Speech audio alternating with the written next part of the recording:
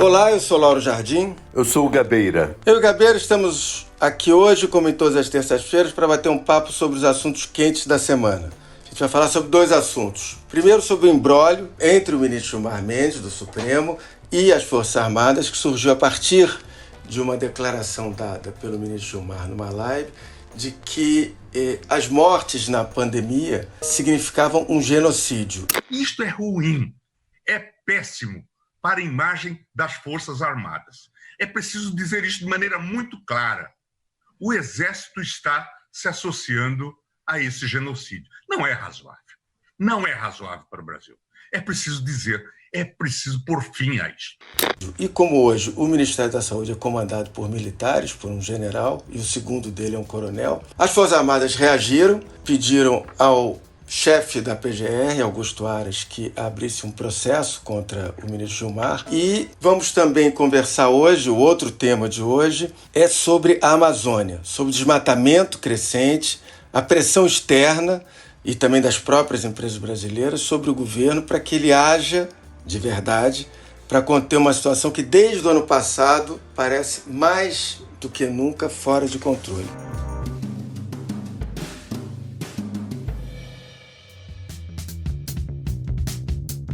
Primeiro, vamos começar com a confusão do Gilmar e das Forças Armadas. Como é que você vê isso? Tem um exagero da reação das Forças Armadas em relação ao que falou o Gilmar? Eu acho que as Forças Armadas não exageraram porque elas têm uma tática. E, no meu entender, a tática delas é partir para o ataque antes de serem acusadas, entende?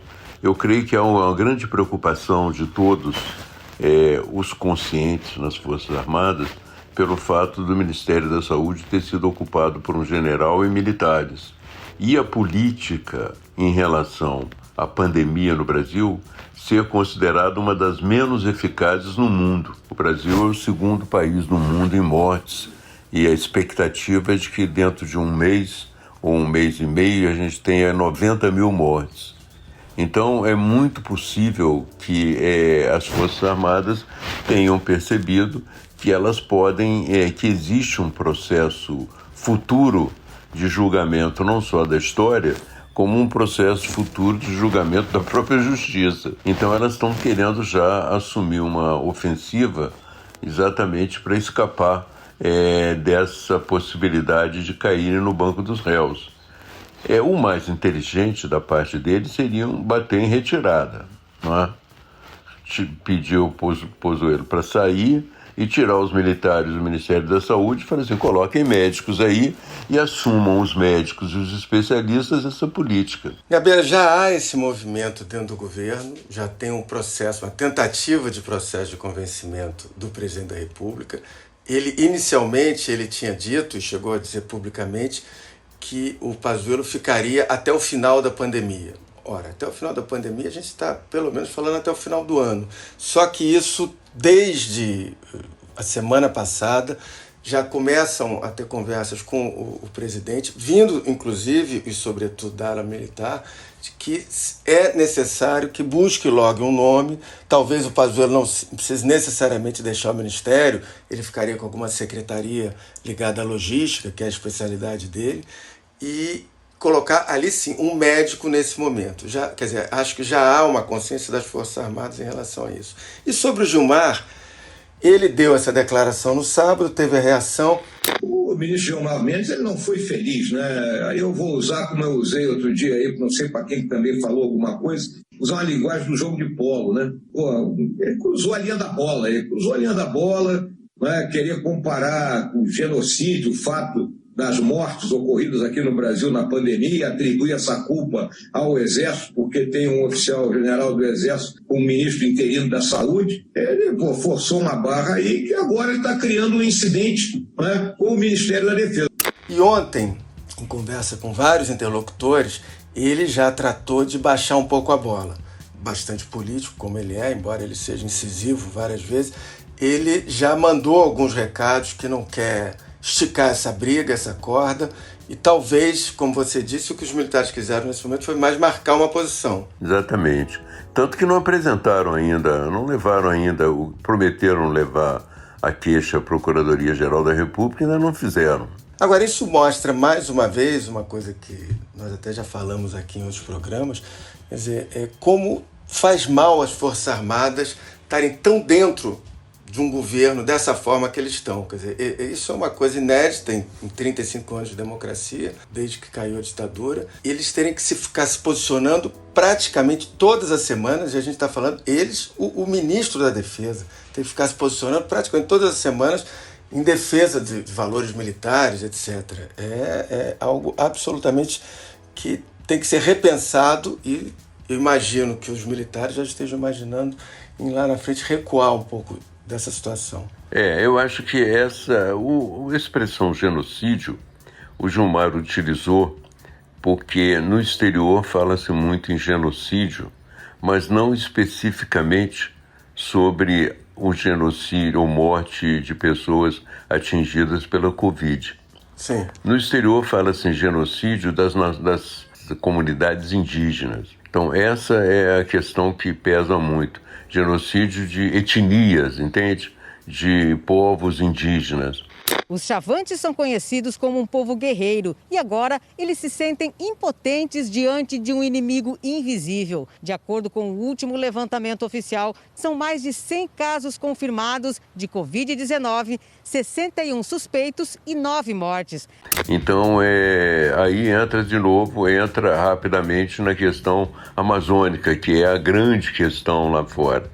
Então, essa questão do genocídio é o encontro do problema da Amazônia com o problema da pandemia, entende? Porque eles estão preocupados com a destruição da Amazônia, estão preocupados com os povos tradicionais. E no momento eles acham que uma das grandes ameaças aos povos tradicionais é a maneira como se trata a pandemia. Cabeira, então a gente já entrou aqui no nosso segundo tema. Quer dizer, eu só vou dar uma historiada. No ano passado, essa questão da Amazônia surgiu forte no governo porque teve ali um aumento recorde de desmatamento, as queimadas arderam não só na Amazônia, mas elas acabaram chamuscando também toda a imagem do Brasil no mundo. E o governo, àquela altura, ele reagiu no melhor estilo governo Bolsonaro, com negacionismo. Agora, o que me parece que aconteceu nas últimas semanas é que o governo sentiu que o buraco é mais embaixo e ele está aprendendo na marra que a luta pela preservação do planeta não está restrito às ONGs que eles tanto desdenham, mas engloba uma teia que está hoje no centro do capitalismo internacional. Um grupo responsável por investimentos de cerca de 20 trilhões de reais enviou uma carta aberta às embaixadas brasileiras de 8 países. Esses investidores estão preocupados com o aumento do desmatamento no Brasil. Romperam a barreira de ignorância profunda que os envolvia. Quer dizer, se não tiver ações concretas de defesa do ambiente, os grandes fundos de investimento globais não vão comprar ativos brasileiros. Quer dizer, os países não vão importar produtos made in Brasil.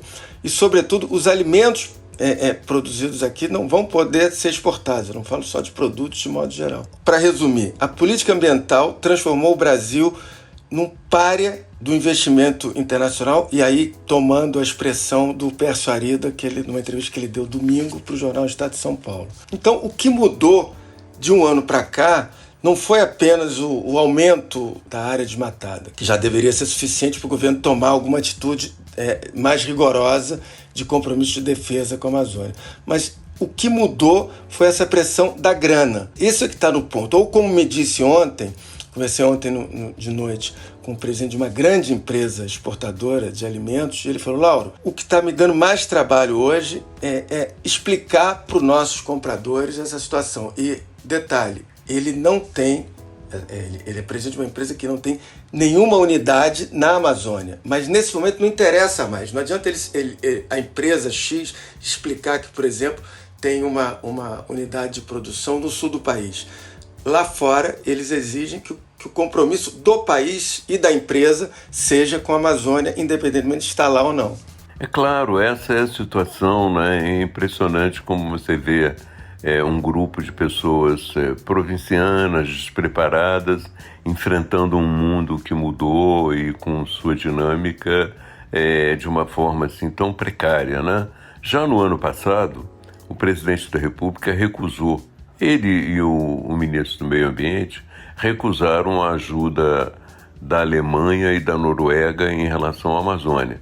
Eles romperam aquele acordo do Fundo Amazônico por acharem que havia um interesse colonial deles no assunto. Aqueles que estão em execução, a sua execução continua, lembrando que serão instados a apresentar a sua prestação de contas e relatório de atividades para que o poder público tenha conhecimento daquilo que está sendo executado dentro do território nacional, quer seja com recursos provenientes de doações internacionais ou não. Não é esse o ponto. E aquilo que poderia, eventualmente, em algum momento, ser assinado em breve, vai aguardar essa primeira análise daqueles que já estão em andamento. Mas não era. O interesse que eles tinham é que o Brasil mantivesse o carbono retido ali. Entende? Eles pagavam ao Brasil pela manutenção do carbono. Eles não queriam que houvesse emissões para a atmosfera, comprometendo cada vez mais o aquecimento global. E financiavam projetos que podiam, talvez, desenvolver a Amazônia de uma forma sustentável. Então, por que ele não aceitou isso naquele momento e por que ele não aceita até agora? Quer dizer, o Bolsonaro tem uma visão de que a Amazônia devia ser entregue aos garimpeiros e aos grileiros. Ele, pessoalmente, é muito identificado com esse grupo. Tanto que ele já recebeu o Major Curió no gabinete dele. Sebastião Rodrigues de Moura, mais conhecido como Major Curió, revelou à Justiça que matou 2 prisioneiros da guerrilha do Araguaia, um movimento que atuou contra o regime militar no Brasil entre as décadas de 60 e 70. E eu lendo um trecho da biografia dele, escrita pelo McLuff, mostra que ele propôs a um grupo de militares, na época que estavam ligados a eles, de irem para o garimpo também, de serem garimpeiros. Ele tinha a intenção de virar um garimpeiro, entende? Ele achava que podia ganhar muito dinheiro com isso. Então, ele tem uma identificação com esses grupos muito grande. E o que está acontecendo agora é que os setores, o Mourão, tenta dar um verniz político a essa situação. E o Guedes também agora entrou em campo, dizendo que o Brasil, se cometeu erros, vai corrigir os erros, mas ele precisa da ajuda para manter a Amazônia. Quer dizer, mais do que ajuda para manter a Amazônia, o Brasil precisa de uma paz nesse campo, porque senão os investimentos não virão e os produtos brasileiros começarão a ser, de uma certa maneira, sabotados lá fora. É uma política extremamente perigosa para o país, porque vai nos atingir economicamente e nos julgar num atraso maior ainda do que a gente está. Então, eu não sei como sair dessa, porque ontem foi demitida uma pessoa, a dirigente da Terra, da Observação de Terra, do INPE, Instituto Nacional de Pesquisas Espaciais. O governo exonerou a responsável pelo departamento que monitora a devastação florestal no Instituto Nacional de Pesquisas Espaciais, o INPE. A exoneração se deu 3 dias depois de o INPE divulgar que a Amazônia sofreu o maior desmatamento para um mês de junho em 5 anos. Ela foi demitida exatamente na semana em que o INPE divulgou o índice de desmatamento em junho, 1.134 quilômetros quadrados, que é um recorde para o mês. E detalhe, você falou em junho, em abril e maio já tinham acontecido outros recordes dos meses. Abril, por exemplo, teve o maior desmatamento em 10 anos, maio, idem. Exatamente. E no ano passado, houve também a demissão do Ricardo Galvão, que é um grande cientista, exatamente porque o Bolsonaro não gostou da divulgação dos índices de desmatamento.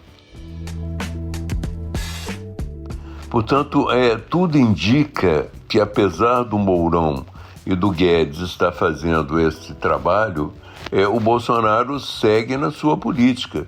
Ele não alterou, nem mexeu no ministro do Meio Ambiente depois daquela fatídica reunião do 22 de abril. O mundo inteiro pediu a demissão dele, não é? Do Salles. E o Bolsonaro não se mexeu. A oportunidade que nós temos, que a imprensa não está nos dando um pouco de alívio nos outros temas, é passar as reformas infralegais de desregulamentação, simplificação, todas as reformas, tudo que a gente faz é pau no judiciário, no dia seguinte. Então, para isso precisa ter um esforço nosso aqui, enquanto estamos nesse momento de tranquilidade no aspecto de cobertura de imprensa, porque só fala de Covid, e ir passando a boiada. Então, tudo indica que o Bolsonaro ainda resiste e que vai ser muito difícil o Brasil chegar a uma política que convença realmente se ela ficar apenas nas palavras. Quer dizer, nós temos que superar um pouco a ideia de que os estrangeiros são facilmente enganáveis, entende? Essa é uma coisa muito comum na cultura brasileira, né? Nós temos até uma expressão antiga de fazer uma coisa só para inglês ver. Exato. Entende? Que é criar uma situação de fachada que engane o inglês e a vida continue do mesmo jeito. Eu acho que isso é cada vez mais difícil no mundo. Então, o Brasil está julgando a sua cartada mais séria nesse campo do meio ambiente, sem perceber ainda que está julgando a cartada mais séria. Quer dizer, o Bolsonaro ainda não percebeu, os grandes empresários brasileiros já perceberam. As ações contra o desmatamento tinham que ter começado em dezembro do ano passado, que é quando ele começa efetivamente. Começou tarde, lógico, começou tarde. O começo em maio vai nos dar, vamos dizer assim, uma melhor situação em relação a queimadas, mas não a desmatamento. Os fundos de pensão internacional já disseram quais são as regras do jogo e agora vamos ver o que se passa, não é? Tentar empurrar com a barriga não tem mais condições, não há essa possibilidade. E, além do mais, existe também uma grande preocupação com as comunidades indígenas. Quando você vê, por exemplo, o documento, a Carta dos Fundos de Pensão, eles mencionam não só a destruição da Amazônia, como mencionam também a questão da proteção das comunidades indígenas.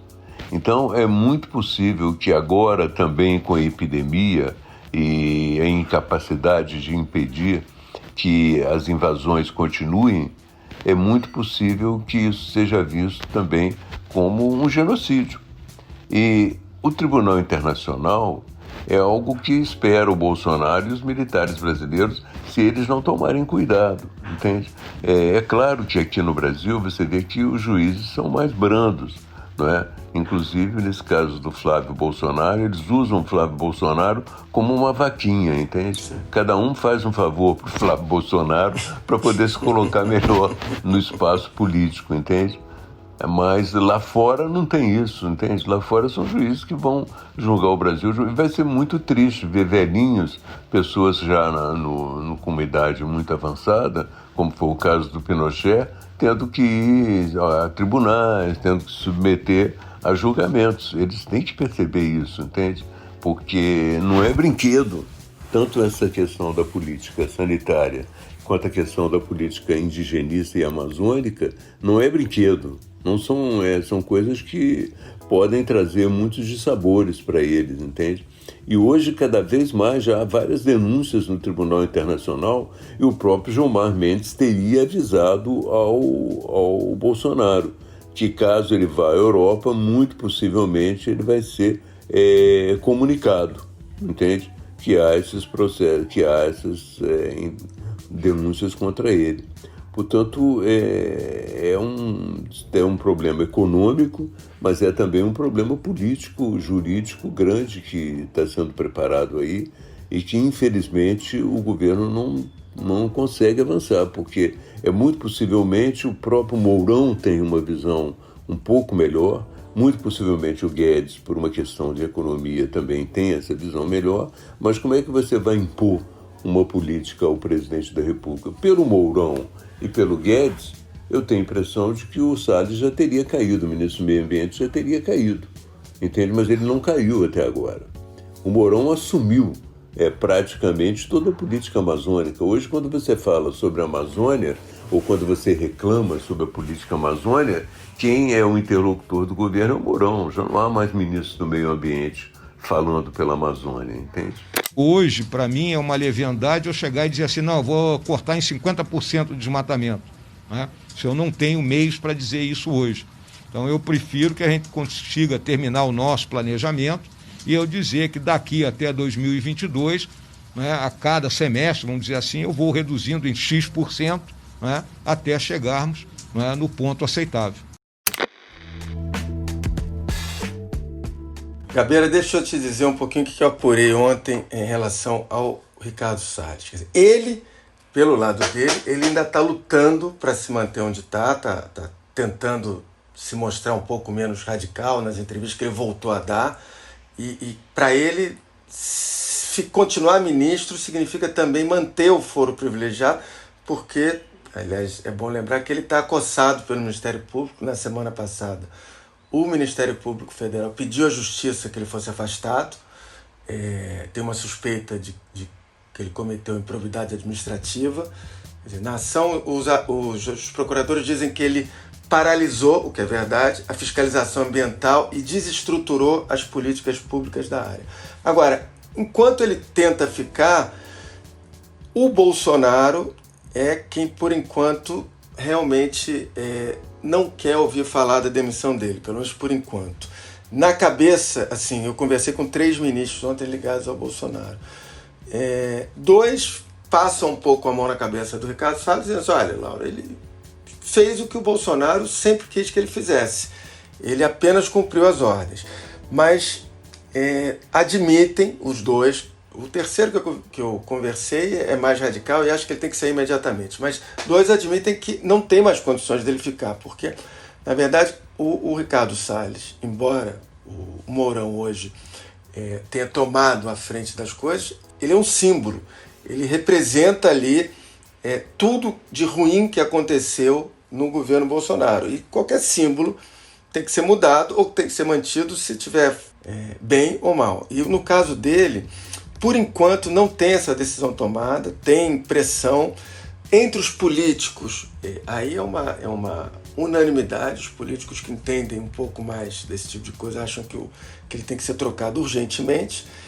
Agora, o Bolsonaro, que hoje resiste em fazer essa troca, alguém pode falar: não, mas ele precisa manter esse ministro da ala ideológica, etc, etc. As condições mudam e até o Bolsonaro pode mudar. E a demissão do ministro Weintraub no mês passado, que hoje está em Miami, é a prova disso. Era um ministro em tese intocável em algum momento e que passou a ser demissível e foi para Miami. O Ricardo Salles, eu acho que o caminho tende a ser esse, com essas pressões aumentando e o Brasil precisando mostrar lá fora que quer mudar. Você muda também mudando as pessoas. Exato. Agora você observa, né, como as pressões começam a ficar convergentes, né? Você tem a pressão sobre o meio ambiente, sobre a política ambiental, você tem uma pressão sobre a proteção das comunidades indígenas e agora você tem também uma pressão sobre a política sanitária. Quando essas coisas convergem e você tem no pano de fundo de 90 a 100 mil mortos, quer dizer, a possibilidade de se transformar num caso internacional de grande repercussão é muito grande também, né?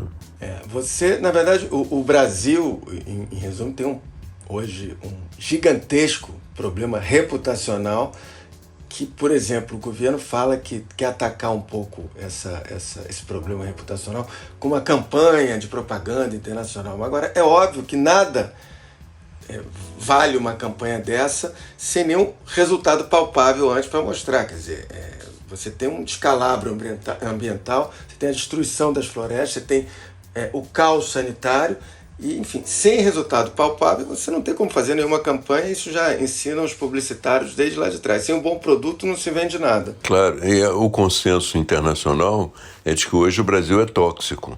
Exatamente. O Brasil é tóxico, quer dizer, você falou no Brasil, imediatamente você tem uma reação de rejeição muito grande, entende? Ambientalistas afirmam que o governo está promovendo o desmonte de órgãos ambientais, o que compromete a política ambiental. Isso vem afastando o Brasil de mercados modernos. E a primeira consequência disso é o prejuízo na imagem do país e nos negócios, especialmente no exterior. O desmatamento ilegal é um grande entrave para uma economia limpa, exigência do mundo hoje.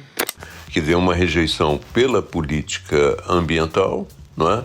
E também uma rejeição decorrente da política sanitária. E, na verdade, você tem um mundo que tem uma pressão internacional e aí voltando também um pouco ao assunto da Amazônia, uma pressão que não vem só das empresas, grandes empresas mundiais, vem também de uma extensa camada da opinião pública, sobretudo opinião pública dos jovens, por exemplo, americanos e europeus, que consomem produtos, que, enfim, você tem todo um círculo, nesse caso virtuoso, que vai obrigar o Brasil ou a mudar ou a ir para o abismo de vez. E no passado você tinha o Itamaraty, que era uma antena para o mundo e transmitia para o governo uma visão bem realista do que se passava lá em relação ao Brasil.